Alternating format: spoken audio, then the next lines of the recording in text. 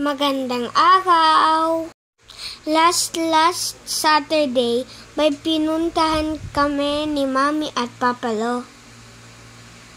Pumunta nga kami sa Toyota Albay.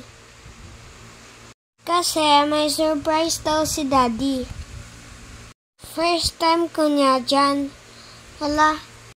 Kasama nga natin si Yana at si Mamo.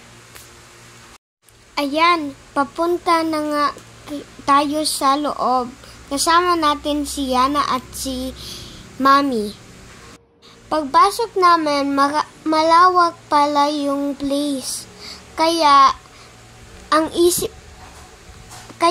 isip ko, maghabulan kami ni Yana.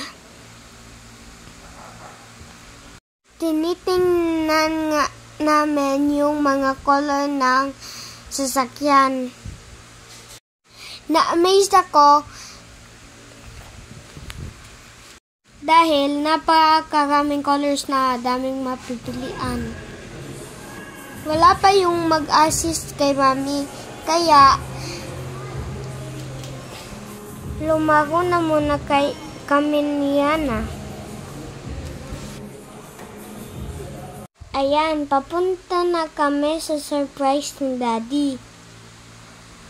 Excited na nga ako dyan kasi bibilihan ako ni Daddy ng bagong car. Habang may kausap si Mami, tinitingnan ko na muna yung car na ibibili namin ni Daddy. Excited na nga ako dyan, kaya binuksan ko yung pinto at nandoon nga sa garahe namin yung bago naming sasakyan. Sinisilip ko nga yung kalooban ng kotse namin. Nagbibigay nga ng instruction yung agent ni Mami. Habang kaming dalawa ni Yana ay kilig na kilig sa present ni Daddy.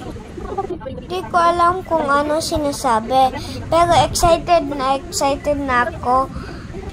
Si Mami ang magdadrive ng car.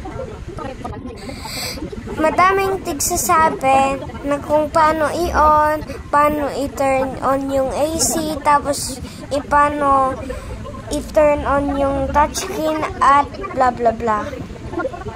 Akala ko nga hindi na matatapos yung instruction. At ayan, finally, we come to an end.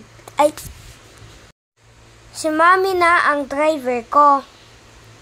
Pero pagdating Daddy, si Daddy naman ang magdadrive. Bye!